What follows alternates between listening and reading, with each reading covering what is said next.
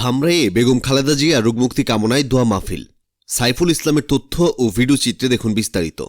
ঢাকার ধামরাইয়ে দেশনেত্রী বেগম খালেদা জিয়া রোগমুক্তি কামনায় এক দোয়া মাহফিল অনুষ্ঠিত হয়েছে। বুধবার মোহন স্কুল মাঠে সুতিপাড়া ইউনিয়ন বিএনপির ১ নং ওয়ার্ডের উদ্যোগে এই দোয়া মাহফিল অনুষ্ঠিত হয়।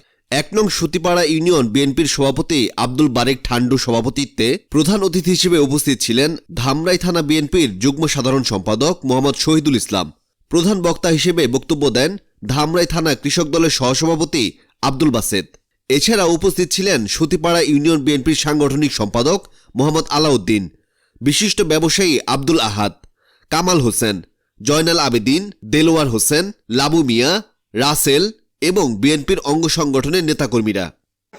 সে বলেছিল, এই দেশে আমার জন্ম হয়েছে, এই দেশে আমার মৃত্যু হবে, এই দেশের মানুষকে ছেড়ে আমি চলে যাব না। ৮ সালে মঈনুদ্দিন ফখরুদ্দিন একটি পাতানো নির্বাচনের মাধ্যমে এই খুনি হাসিনা সরকারকে প্রতিষ্ঠিত করেছিল।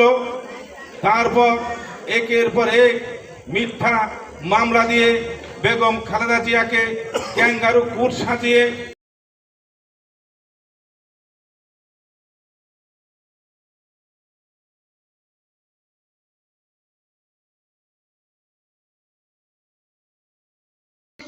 দল, সাধারণ মানুষ, মেহনতি মানুষ সবারই অংশগ্রহণ ছিল।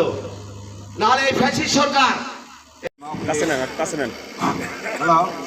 বলেন। বিসমিল্লাহির রহমানির রহিম। আজকের মিলাদ মাহফিলের সম্মতি ঘোষণা করে আমার ৫ই আগস্ট ছাত্র বিপ্লব জনতার মাধ্যমে এই ফ্যাসিস্ট হাসিনা বিদায় হয়েছে। আসলে আমাদের প্রধানমন্ত্রী দেশে